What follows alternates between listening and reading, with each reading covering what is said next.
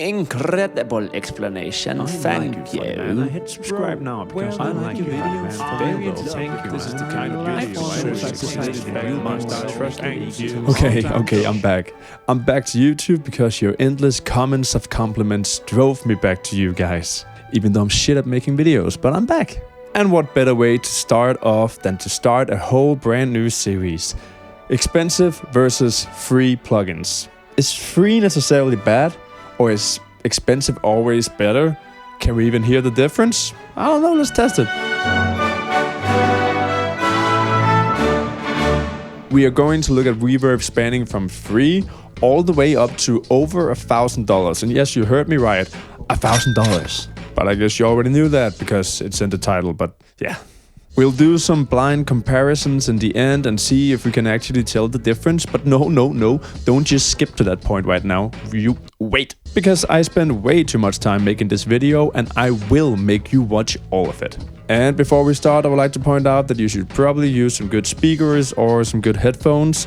Because if you're listening to this on your iPhone speakers, I don't think you're gonna hear much of a difference, but it's your choice. Free. Starting off at the free price point, we have the M-Charm Verb by Melter Productions. And there it is. That was cool, right? It faded in. Whoa. I have a lot of their products actually, and I'm a pretty big fan. They make some great stuff. Also, a lot of free stuff that's pretty good. But is their free reverb worth anything? Well, let's check it out. M-Charm Verb here gives you the basics. It's an algorithmic reverb with some room size, some decay time, some high and low cuts, and some dampening. And if you don't know, dampening makes the tail end of the selected frequencies shorter, so you'll still hear those frequencies, but they will just fade out a lot sooner. So it's not like an EQ, but it's similar. It's clean, it's CPU efficient, and honestly, it just sounds pretty good for a goddamn free reverb. And I love this random button they added.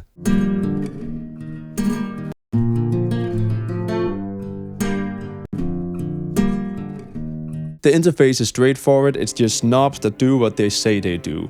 There's no need for anything fancy here. You won't get mind-blowing realism with this one, but you know, if you want to add some space to your vocals or your instruments, it definitely gets the job done. Hey, free is free. I can't argue with that math, and you know, even I can understand that. That says a lot.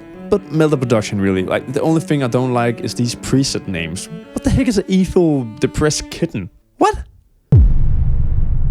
And now we reach the budget-friendly price point with Seventh Heaven, starting at $69. Ooh, okay. Oh, and it's fading in. It's fading in as well. It's a pretty cool effect, huh? Okay. This plugin is new to me, and it's probably the most simple reverb I have ever witnessed. And by simple, I mean simple. Seventh Heaven basically promises you to give you that lexicon reverb sound in the most stripped down interface possible. We're talking 3 knobs and a clicker thingy. Room, decay, gain and mix. That's it, no frills, no crazy anything, it's just the 80s and 90s sound trapped in this amazing plugin. And it's actually pretty goddamn refreshing getting something like this that's very simple in a world where there's so many overly complex plugins that require a PhD to operate just a little bit. Okay, yeah, you can reveal some more stuff down here to do some more... Forget that part. You don't need all that. You can just use this. It's fine.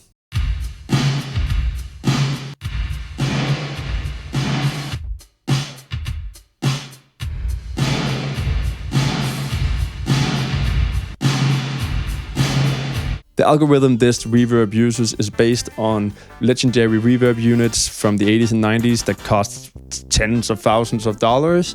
So you'll have the expensive studio sound without having to sell one of your kidneys. And now, for the mid-price point, we have Pro R2, starting at $169. This is my personal go-to. I have had Pro R for many years now, not the Pro R2, but Pro R, and I love it. We really start to see we're giving a lot of more options the more we pay, because Pro R2 is where things really start to get interesting. You get way more control over the overall sound of the reverb. You can control the dampening with the blue curve here, and you can control the overall EQ with the orange one.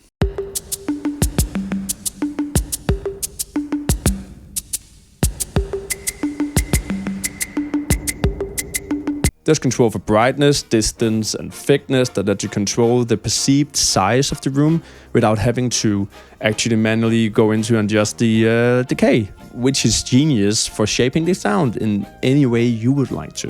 Okay, and this one may seem like a small thing, but to me that's actually pretty huge, because this button lets you lock in how much wet and dry signal you're using. That means you can adjust through different presets right here without them going back to 25% or whatever the default is. So many plugins do this, and it's so annoying, not just reverbs, but I love this. You can also adjust the overall sound type of the reverb. You know, it's played or vintage or it's modern. And I haven't even mentioned that FabFilter that makes these plugins are very known for making all of their plugins very visual. Because you can see everything is right up here, and it's really cool for people like me that need pictures to understand things. Don't take this the wrong way, but it's like having reverb with training wheels in the best way possible. And now, for the high price point, we have Reverb.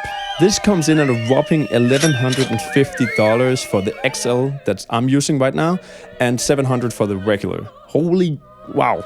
With that kind of money, you get access to 3,000 impulse responses recorded all over the world of actual places in the world. And you know, this video is in reality a little bit unfair, but before you get mad, let me just show you something. Because this is a whole different kind of reverb. This plugin is what's called a convolution reverb, meaning that it takes the audio you play through it and puts it in real places on Earth that some absolute mad lad, this guy, has actually traveled to and recorded. Compared to the other plugins that were algorithmic reverbs, meaning that they are totally digitally based with no real recordings, just mathematical simulations of rooms that you can tweak. It's like the difference between visiting Paris and looking at a really good painting at Paris. Both are cool, but one is, well, actually Paris. Bonjour. And if this confuses you in any way, I have made a video on reverb separately from this one. You can click it up here, so go check that out if that helps you. But having this kind of convolution reverb also means that you have access to a lot of places around the Earth to put your sounds into. We're talking concert halls, churches, studios, opera houses, even weird spaces like grain silos and parking garages. Each impulse response was recorded in the place, capturing how sound behaves in this place, so when you play something through it using this reverb, it behaves in the same way. Like, you can literally put your vocals in the king's chamber in the Giza pyramid. What is this? Or Potter Potty? Why not? Now for this comparison, I'm going to use what's called the positioner feature, which is exclusive to Reverb. And I'm pretty sure this is the most realistic thing you will get from a reverb today at all. The positioner lets you put your sound source, the thing you want to have reverb on, anywhere in the room. You can put your singer in the left stage, the center stage, or even in the backstage if you're feeling really rebellious. You ever wanted to hear what your saxophone sounds like in the back corner of the Gold Goombas? Well, now you can live that dream.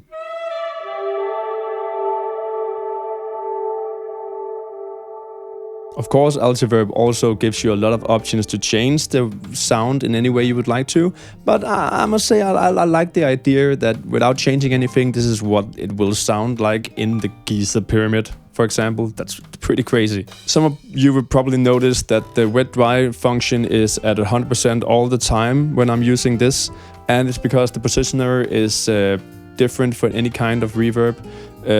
The way you use the wet-dry function is basically using that color function down here and the position in the room. So the closer you are, the drier it will be, basically.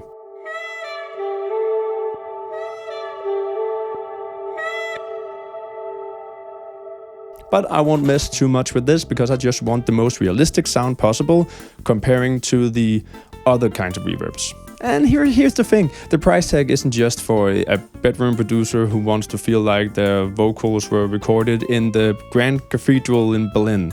This is, I stress, professional post-production software also. Sound designers in a movie would use this for dialogue in a movie, for example. Because chances are, if you're watching a movie and the guy talks in a cave like this, it's probably recorded inside a boring studio in Hollywood, and Reverb is put on it, so it sounds like a cave. So, you know, you're basically paying Hollywood prices for Hollywood software. Okay, I talked enough. Let's get to the comparisons, and let's hear if we can actually hear a difference between this stuff. I will play 3 different samples through each one of these reverbs, and I want you to guess which is which. I have picked some different places with the Reverb reverb, and I have tried to match them as closely as I can with the other reverbs. I thought that was the best way to test them against each other. Okay, let's see if we can do this. Round 1.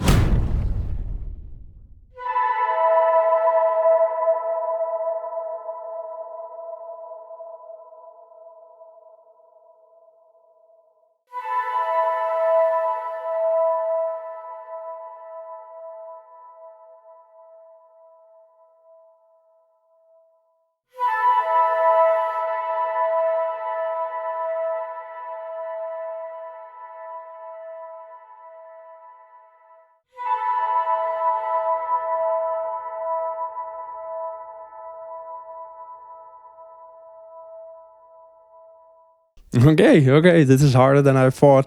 Is it harder than you thought, maybe? Well, you can go and listen to them again now, because I'm saying the answer in 3, 2, 1. Were you right? Were you right? Round 2.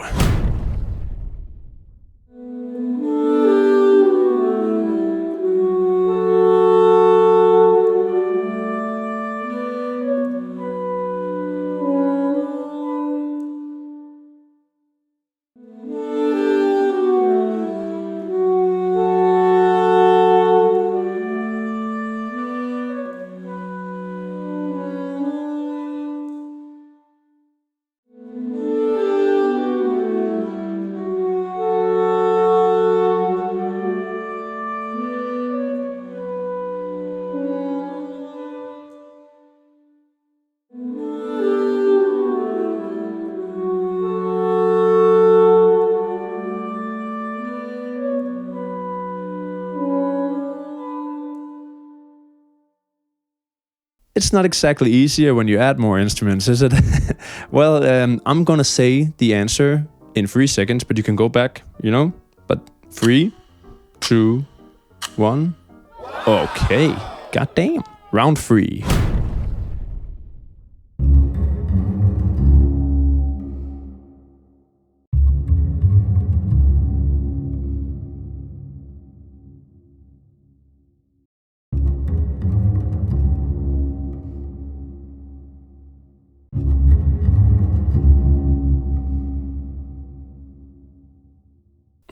Okay, my ears can't handle this. I went to school for this. A 5-year school. I'm supposed to be able to hear difference. I'm supposed to.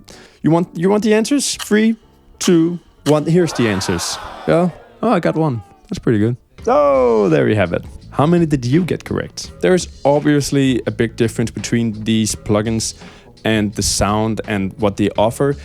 A lot of it is how much variety you have in these plugins. So to sum up, don't be shy to use free reverb. It sounds great. But also know that if you want some variety, it usually comes at a cost. I hope you enjoyed this video. I enjoyed making it, and it's been a long time since I made a video. So if you like this kind of video, you can tell me in the comments. I would really like to hear from you. I've missed you guys so much. And if you want to watch something other, this is recommended for you. You should click it.